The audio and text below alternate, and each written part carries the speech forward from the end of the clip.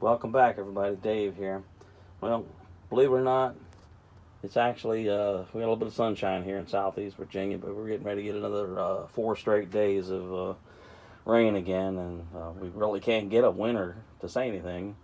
We've had a few cold days, but it's just mud everywhere, and I'm sure a lot of you folks can understand that and deal with it. And just did really get the Lux Twinpeak tent cleaned up from the last muddy, rainy camping trip 2 weeks ago, and really not looking forward to it. And regardless to say, the stakes gave us some grief. You know, they just wouldn't stay logged into the ground or dislodged, and when the wind would blow, they would just come apart. So after much fighting with the stakes, I decided that the little orange things, they're kind of like a fair weather stake, when the ground's reasonably dry, the wind's not blowing.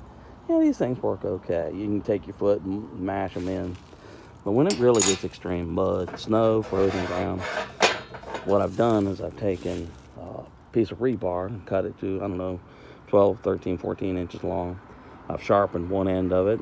Then I spray painted kind of a yellow gold so it stands out in the darkness and in the leaves and stuff like that. So this really has worked a lot better.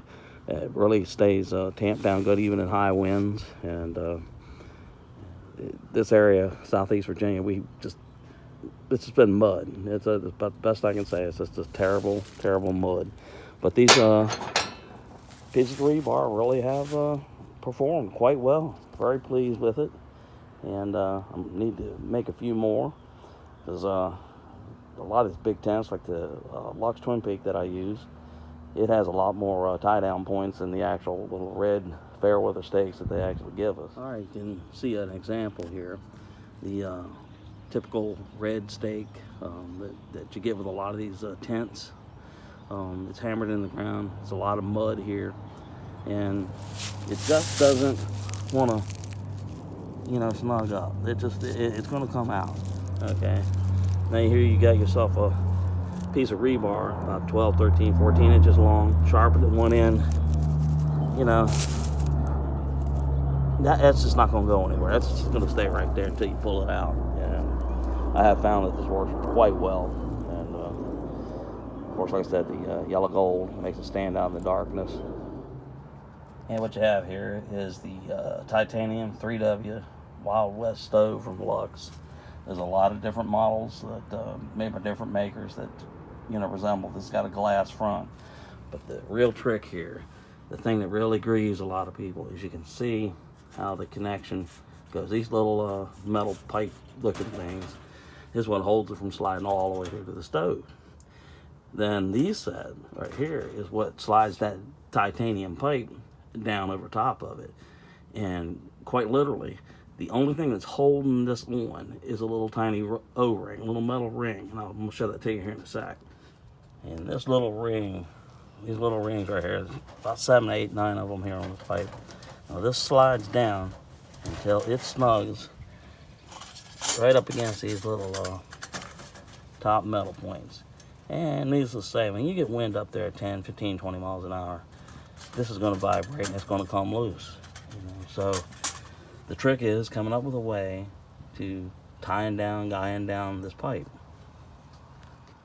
I know a lot of you folks have seen how these titanium pipes, they'll actually get so hot they'll glow orange.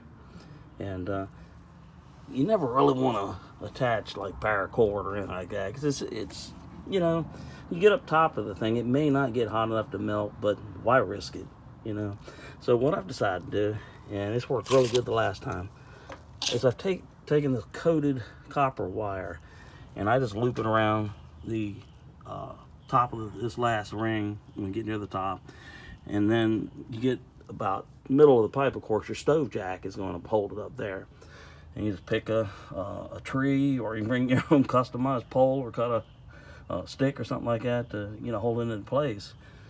But these are some of the things. It's just the little tiny things that make hot tenting almost dangerous sometimes, and you got to try to do some experiment and everything.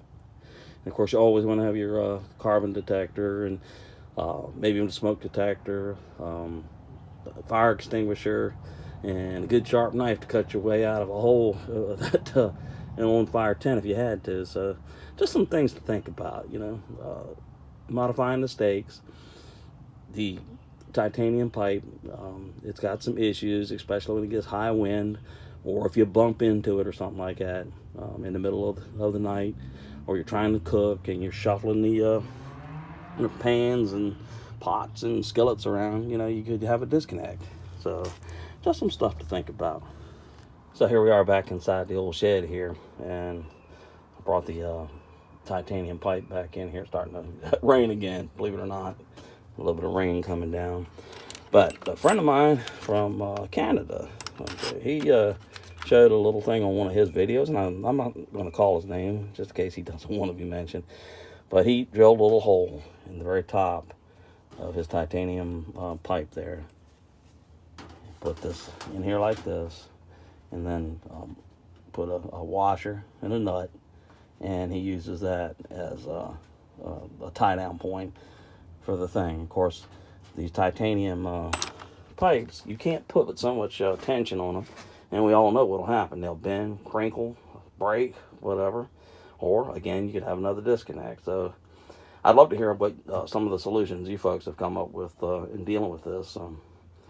I know some people say, well, just have a solid pipe. Well, I guess we could do that, but even with solid pipes, you run into some issues. So just some stuff to think about. And like I said, here over the last couple weeks, I did a little bit of a cookout, camp out, cookout too at the same time. Finally got the Lux Twinpeak cleaned up, mud everywhere. And 40 miles from here is to the west. It snows all the time. But right here on the Atlantic coast, here in Hampton, Newport News, Virginia, can't hardly buy a snowflake. We get a few snowflakes. It get cold for a day or two, then everything thaws back out, and then we have more mud.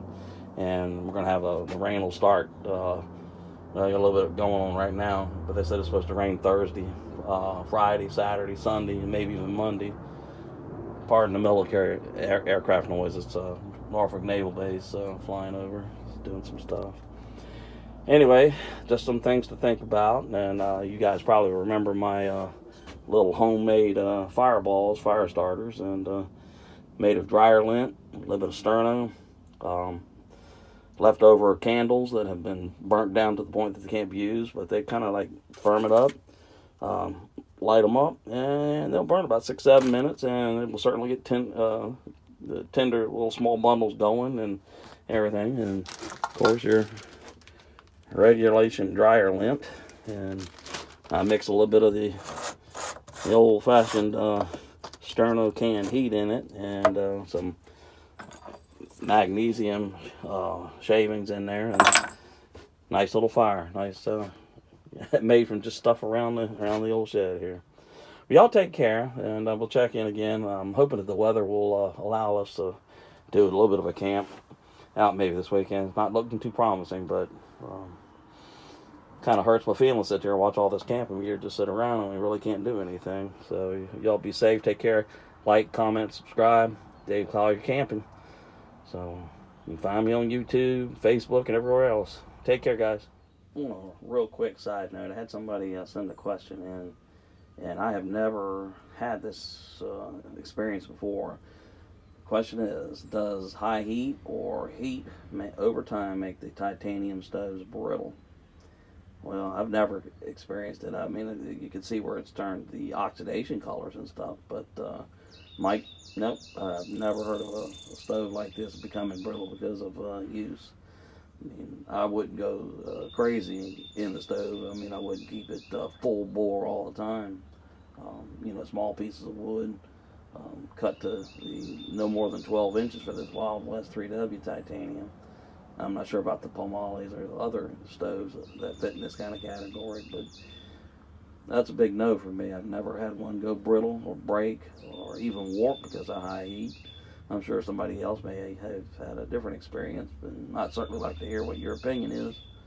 So, again, y'all take care, man.